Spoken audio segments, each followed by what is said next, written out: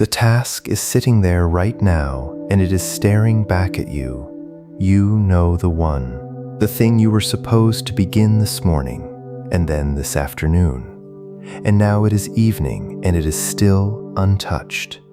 It has not gotten smaller while you avoided it. It has gotten larger. It has grown teeth. And every hour you spend not starting it, you spend thinking about it, which is the cruelest part, because you are paying the full price of the work in dread without doing a single minute of the work itself. You have read about discipline. You have tried the lists and the apps and the morning routines, and still the same thing happens. You sit down to begin, and your hand does not move, and a strange heaviness comes over you, and you tell yourself you will start in a moment, once you feel a little more ready, once the conditions are a little more right. And the moment never comes. The hours leak away, and by night you are exhausted, not from working, but from the whole day spent in the shadow of work you never started. Here is what almost no one will tell you, and it is the thing that changes everything. Your problem is not the task. Your problem is not your discipline, or your focus, or some flaw written into you at birth. Your problem is the beginning, the first 15 minutes. That is the entire battle, and you keep losing it before you even arrive on the field. By the end of this, you will understand why the start of a thing is the only part that is truly hard. You will know the one method a swordmaster used to win every fight in its opening moments, and you will know exactly how to use it tonight on the very task that is staring at you while you listen to this. 400 years ago, in a province of mist and steep gray rivers, there lived a man who had never lost a duel and who said the strangest thing about why. So stay with me, because what he understood is the answer you have been circling your whole life without ever landing on. If something here begins to land in you, a quiet like helps another person find this same fire. Share in the comments the one task you have been avoiding the longest. Do not hold back. Someone else is avoiding the same thing tonight and needs to know they are not alone in it. And if this is the kind of truth you want more of, walk on with this for a while longer. Now, the River Province. His name was Kaito, and by the time he was old, he had fought more than 60 duels and walked away from every one of them. The young swordsmen came from far provinces to ask him the same question, the question they were sure held the secret. They wanted to know about his speed. They wanted to know about his strength, his stance, the famous calm in his eyes. And Kaito would listen, and then he would disappoint every one of them with the same plain answer. He said, "The duel is decided in the first cut. Everything after is only finishing what the opening already chose." The young men did not understand.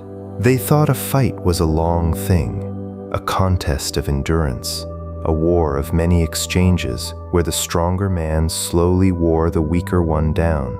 They imagined themselves trading blow after blow, holding on, waiting for an opening late in the fight. And Kaito told them they had it exactly backward.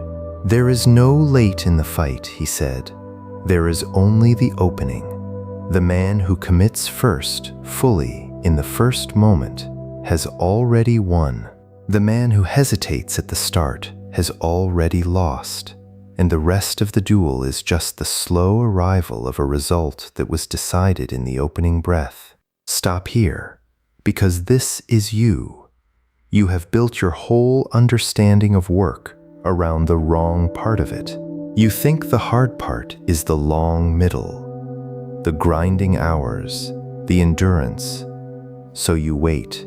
You gather yourself for the great long effort ahead, and the gathering itself exhausts you and you never begin. But the truth is the exact reverse. The middle of the work is not hard. Once you are inside a task, moving, You barely notice the time. The hard part, the only truly hard part, is the first cut, the beginning. And you have been treating the easiest stretch of the river as if it were the whole crossing, and standing frozen on the bank because of it.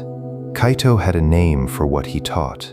He called it the opening 15. In the duels of his country, he said, the whole thing was decided in the time it takes a candle to burn a finger's width, the time of about 15 slow breaths drawn out into action. Win those, and the fight was yours.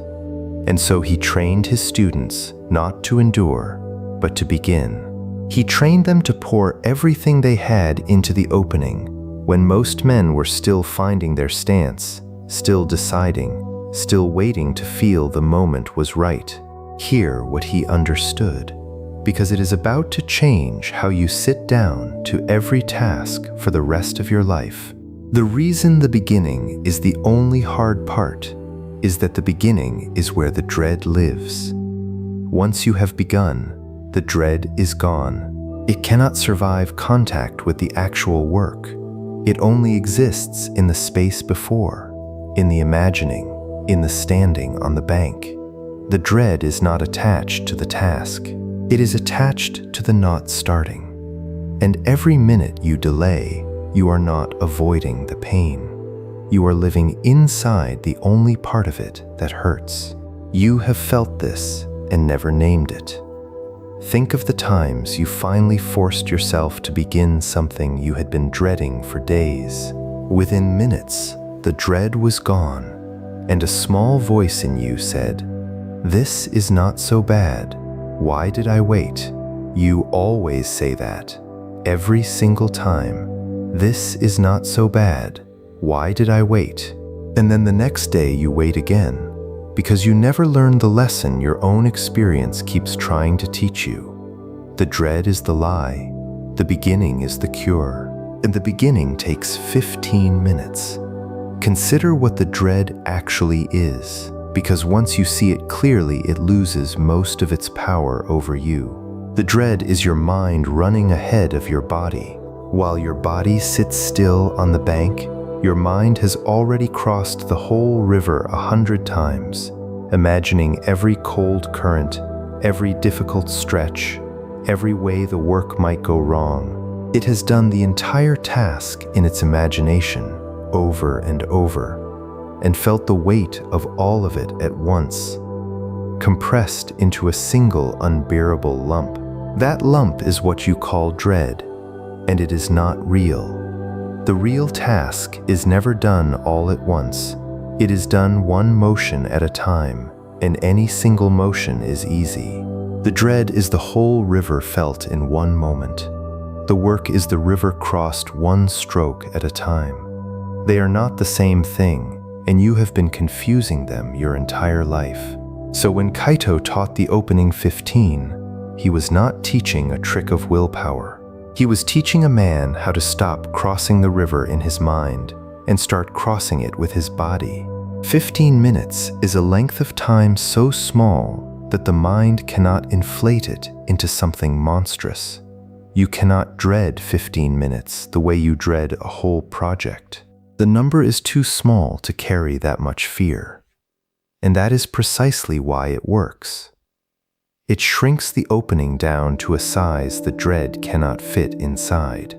Kaito did not teach his students to think about winning the duel. He taught them to think only about the first cut, because a man who thinks about the whole fight freezes, and a man who thinks only about the opening moves. Do not imagine the war, he told them.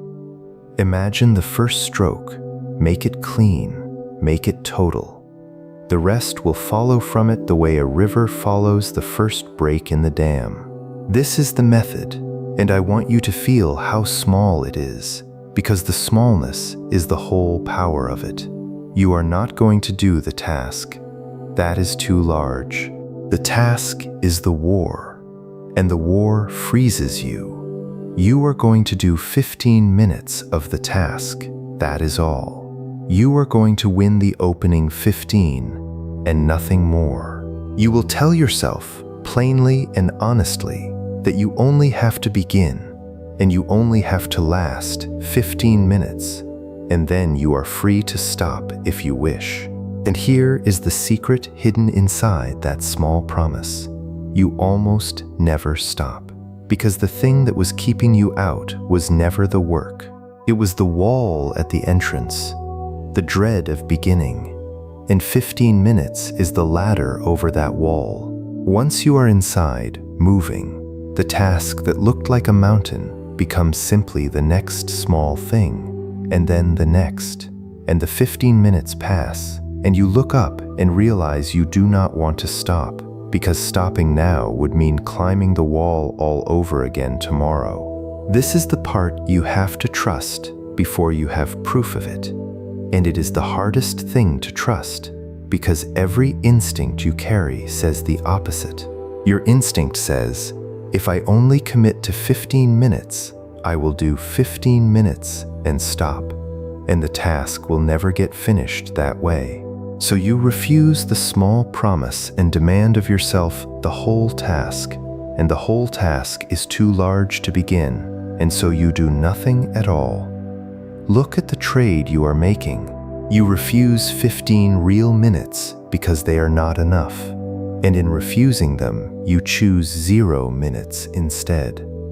The man who demands everything of himself gets nothing. The man who asks only for the opening gets the opening, and then usually the whole thing, because the opening was the only locked door, and he has just walked through it. Kaito saw this in every new student who came to him. They wanted to commit to greatness. They wanted to vow to train every hour, to master the whole art, to become legendary. And the size of their vow was exactly the size of their failure, because a vow that large cannot be kept on an ordinary tired morning, and most mornings are ordinary and tired. He taught them to vow almost nothing, to promise only the first cut, to win only the opening 15, and to consider the day a victory if they did. And those small vowed students became the masters, while the great vowed ones drifted home, defeated by the very size of what they swore. But there was a student who did not believe Kaito, and you need to hear about him, because he is the warning, and the warning matters as much as the method. His name was Goro, and he was the most thoughtful student in the school. Where the others were hasty, Goro was careful. He studied the great duels of the past. He could name every famous stance and explain the philosophy behind each one. He believed that a fight should be understood completely before it was entered, that a wise man prepares, considers, waits for the perfect moment, and strikes only when everything is aligned. He thought Kaito's opening 15 was crude, a rule for simple men who could not think. He intended to win his duels with preparation. And Kaito watched him with the worry an old master keeps for his most gifted students, because Goro had mistaken thinking about the fight for fighting it. You know Goro. You have been Goro more often than you would like to admit. The one who researches the task instead of doing it, who buys the books about the thing instead of doing the thing, who plans the project in beautiful detail and organizes the workspace, and reads about how others did it, and feels in all this preparing the warm illusion of progress, while the actual first cut, the actual beginning, is pushed one more day into the future. Goro was not lazy. That is what makes him such a dangerous warning. He was busy. He was busy with everything except the one thing that mattered, which was to begin. Watch what happened to the careful student. The day came when Goro had to fight a real duel against a real opponent on wet ground at the edge of the river. And all his study, all his careful preparation, all his perfect understanding of the great stances met the one thing he had never practiced, the opening, the first cut. He stood there, in the moment that decides everything, and he did what he had trained his whole mind to do. He considered. He waited for the perfect moment to strike. He searched for the alignment of conditions that his philosophy had promised him. And his opponent, who had studied nothing and simply committed everything to the opening, struck first, and the fight was over before Goro had finished deciding how to begin it. He had prepared for every part of the duel except the only part that was ever going to happen. Let that land in you because it names something you do constantly. You prepare to begin instead of beginning. And you tell yourself the preparing is wisdom, that you are being careful, that you are getting ready. But readiness is the great lie of the procrastinator. There is no state of readiness waiting for you at the end of all that preparing. There is only more preparing, because preparing is comfortable and beginning is hard, and a mind that fears the first cut will gladly research forever to avoid making it. You are not getting ready. You are hiding from the start, dressed up as a careful person. The student who committed to the opening, even clumsily, beat the student who understood everything but never began. This is the whole law of getting things done, and you have had it upside down your entire life. A messy beginning beats a perfect plan that is never started. The first cut does not need to be beautiful. It only needs to be made. And notice the cruelty of what perfectionism actually does, because it wears the mask of a virtue while it works against you. You tell yourself you are not procrastinating. You are simply maintaining high standards, waiting until you can do the thing properly, do it right, do it the way it deserves to be done. But the standard you are protecting is a standard for finished work, and you have applied it to the beginning where it does not belong. The beginning is allowed to be ugly. The first cut is allowed to be clumsy. Goro wanted his opening to be perfect, and a perfect opening does not exist, so he made no opening at all. You are doing the same thing every time you wait for the right conditions, the right mood, the clear afternoon, the full energy. You are demanding that the start be as polished as the finish, and so you never start, and so there is never any finish to polish. The masters of that river province had a saying that the young students hated and the old ones lived by. They said, "The ugly cut that lands beats the beautiful cut that is still being considered." Let your beginning be ugly. Let the first 15 minutes be bad work, slow work, confused work. None of it will survive into the finished thing anyway. It is only the opening. Its single job is to get you off the bank and into the water. Once you are moving, the quality comes on its own. And it comes from the doing, never from the waiting. Now hear the part of Kaito's teaching that almost no one is ever told, because the opening 15 has a second half, and the second half is where it becomes unbreakable. A young student once asked Kaito a clever question. He said, "Master, if the first cut decides everything, what do we do on the days we do not feel like cutting at all? What about the morning when the body is heavy and the spirit is low and there is no fire in us to commit?" And Kaito gave an answer that the boy carried for the rest of his life. He said, "You have just named the only enemy. It is not the opponent, it is the morning with no fire. And the answer is this: you do not wait for the fire to make the first cut. You make the first cut to summon the fire. The motion comes before the feeling, always. The man who waits to feel ready will wait until he is dead. You have this exactly backward, the same way Goro did. You believe the feeling comes first, and then the action follows. You believe that one day you will wake up wanting to do the hard thing, and on that day you will finally do it. So you wait for the wanting. And the wanting never comes, because that is not how the human spirit is built. The feeling does not produce the action. The action produces the feeling. You do not begin because you are motivated. You become motivated because you began. The first 15 minutes are not the reward for finally feeling ready. They are the thing that makes you ready, in the only way readiness has ever actually arrived for anyone. This is why your past attempts collapsed. You were standing on the bank, waiting for a feeling that was never going to swim out to meet you. You had it backward.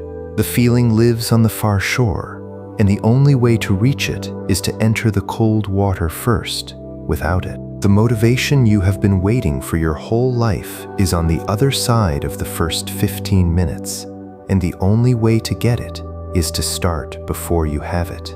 Kaito had watched this truth play out in real fights, and it had taught him something terrible about waiting. He told his students of the duelists he had seen freeze, not from fear of the blade, but from the wish to feel ready before they moved. They stood across from their opponent, and they searched themselves for courage, for certainty, for the right inner state. And while they searched, the opponent who had not waited for any feeling at all had already crossed the distance and ended it. The feeling they were waiting for would have arrived, Kaito said, but only after the first cut, never before it. They died waiting for the gift that only the action could give. You are doing this in slower motion, but you are doing the same thing. Every morning you wait to feel like working before you work. Every task you wait to feel ready before you begin. And the readiness you wait for is real, but it lives downstream of the action, never upstream of it. You are standing at the source of the river, demanding the water that only flows below. Make the first cut, and the readiness comes. Sit and wait for the readiness, and you will sit there until the day is gone, exactly as you have sat through 1,000 days already, exactly as you are at risk of sitting through the one in front of you right now. And there is one more thing the river province taught, and you need it most of all, because it is the thing that will keep this from becoming just another method you abandon in a week. The opening 15 is not won by force, it is won by smallness. Kaito noticed that his strongest students, the ones who tried to attack the start with great willpower, gritting their teeth and hurling their whole spirit at the beginning, burned out and broke. But the students who treated the opening as a small and almost casual thing, who told themselves it was nothing, only 15 breaths, only a single cut, those students began again and again, day after day for years. Because willpower is a fire that consumes itself. But a small enough beginning needs almost no fire at all. This is how you must hold the rule, or you will lose it. Do not summon your whole spirit to begin. Do not make the start into a great dramatic act of will, because you cannot do that every day, and the days you cannot are the days you will quit. Make it small. Tell yourself it does not matter. Tell yourself you are only doing 15 minutes and it can be bad and you can stop after. Lower the wall until stepping over it costs almost nothing. The procrastinator fails because he makes the beginning enormous in his mind. The one who gets things done has made the beginning so small that there is nothing left to fear. This is the part you will be tempted to ignore because it feels too easy to be true, and you have been taught your whole life that hard things require hardness. You have been told to push, to grind, to force yourself through the resistance with raw will. And so when someone tells you to make the beginning small and casual and almost trivial, it sounds like weakness, like an excuse, like the soft path. It is the opposite. The hard-willed approach is the weak one because it cannot be sustained. You can grit your teeth and force a brutal beginning once, maybe twice, but not on the 400th ordinary morning of an ordinary year, and it is the 400th morning that decides who you become. The casual small beginning can be made on every one of those mornings because it asks for almost nothing, and almost nothing is the only price you can afford to pay every single day for the rest of your life. Watch how this changes the very feeling of sitting down to work. Right now, before you begin a hard task, your whole body braces, the way it would before lifting something far too heavy.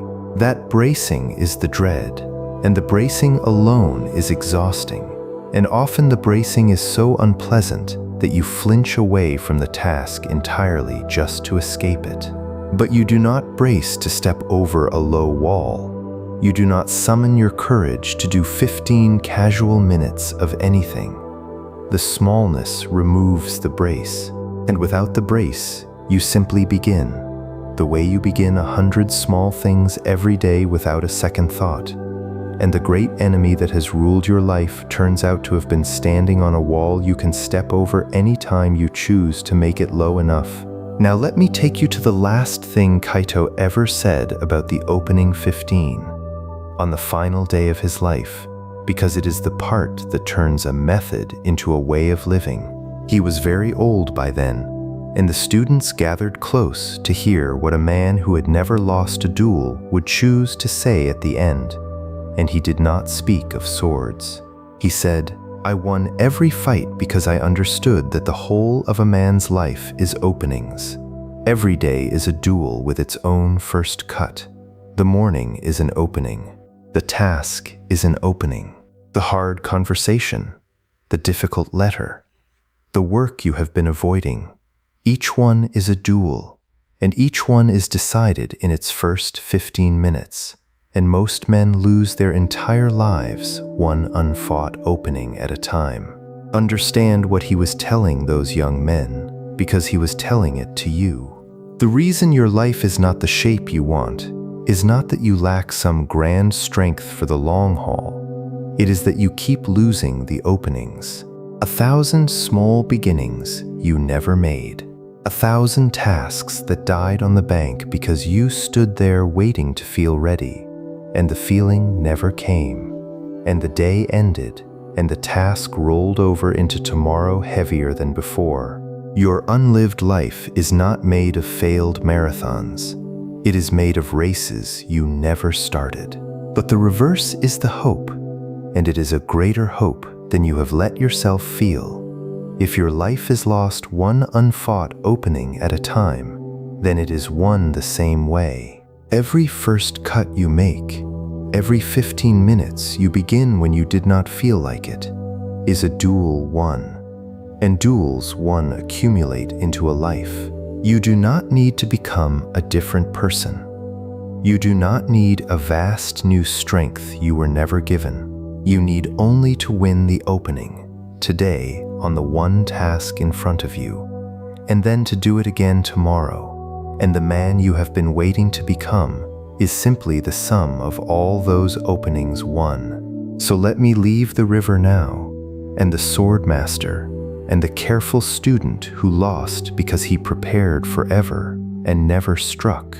Let me speak only to you, because the story was always about you, and the task that is staring back, and the 15 minutes that stand between you and the end of your own avoiding. Here is exactly what to do, and I want you to feel how unheroic it is, because the smallness is the entire point. Choose the task right now, the one you have been avoiding the longest, the one that has grown teeth while you looked away. Choose it before you go any further, and do not choose 10 things, because 10 things is the war, and the war will freeze you. Choose one opening, one first cut, and then make the promise that wins every opening. You will do 15 minutes, not the whole task. 15 minutes. You will not wait to feel ready, because you finally understand that ready is on the far shore, and the only way across is to start without it. You will not prepare any longer, because you finally understand that preparing is just hiding from the first cut. You will set the task in front of you, and you will begin, badly if you must, and you will last only 15 minutes, and then you will be free to stop. Then you already know what will happen, because it has happened to you 100 times, and you have never once let yourself believe it. The dread will vanish the moment you begin. The work will turn out to be smaller than the shadow it cast. And somewhere around the 10th or 12th minute, the fire you were waiting for will quietly arrive, summoned by the motion the way Kaito promised, and you will not want to stop, because you will finally be on the far shore, in the warm current of the work, where the dread cannot follow. And then you will find the opening everywhere, because every avoided thing in your life has the same shape, the message you keep not sending. Win the first 15 minutes of it, the exercise you keep not starting. Win the first 15 minutes, the project, the call, the cleaning, the hard and overdue thing you have carried for months. It is all the same duel. It is all the same first cut. You are not learning 100 different disciplines. You are learning to win one opening, and then applying it to every bank you have ever stood frozen upon. See how much of your suffering has come from believing these were many different problems. You thought your trouble starting work was one flaw, and your trouble starting exercise was another, and your habit of putting off hard conversations was a third, and each one made you feel a little more broken, as though you were failing in a dozen separate ways at once. You are not. There is one problem, and it wears a dozen faces. It is always the opening. It is always the first cut you will not make. And the relief of this is enormous, because it means you do not have to fix a dozen broken things in yourself. You have to learn one move, the move Kaito spent his life perfecting, and then you carry that single move to every duel you have been losing, and you win them with the same hand. You will lose some openings. Hear me clearly. You will. There will be days the wall wins, and you do not begin. And on those days you must not make it into a tragedy, because the tragedy is not the lost opening. The tragedy is letting one lost opening become a week of them. Goro lost because he never struck at all. You are allowed to miss a cut. You are not allowed to stop fighting the openings. Miss one and return to the next one the same day or the next morning with no drama and no despair, and the rule holds. And slowly, in beginnings so small, you will be almost embarrassed to count them as victories. The whole weight of your life will start to lift. The tasks will stop piling into a mountain, because you will be meeting each one at its opening before it can grow teeth. The dread that has followed you through every day will thin and fade, because you will have learned that it cannot survive the first 15 minutes, and so you will stop fearing it. And the man who could never start will become, one opening at a time, the man who simply begins, the way Kaito drew the first cut, without waiting, without preparing, without needing to feel anything at all. Picture yourself 1 year from tonight, not transformed into someone you are not, just a person who for 1 year kept winning the openings.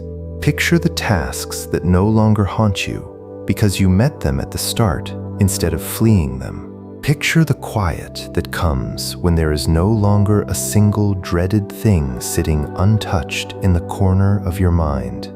Picture the strange new lightness of being someone who, when a hard thing appears, simply begins it. That person is not a fantasy. He is not waiting on better luck or a stronger spirit or a different past. He is on the far side of one 15-minute opening, one today, and then one again tomorrow. And the only thing between you and him is the first cut you have been refusing to make. That is the warrior method to beat procrastination. not endurance, not a great strength you were never given. The opening 15. The first cut, made small enough that you cannot fear it, made before the feeling, made on the task that is staring back at you right now. It is the smallest thing, and it is the whole of it. And the swordmaster who never lost knew that the smallest thing is always the whole of it. The task is still there. It is still staring. The only question left is the one you have spent your whole life avoiding. Will you stand on the bank one more night, or will you make the first cut, 15 minutes?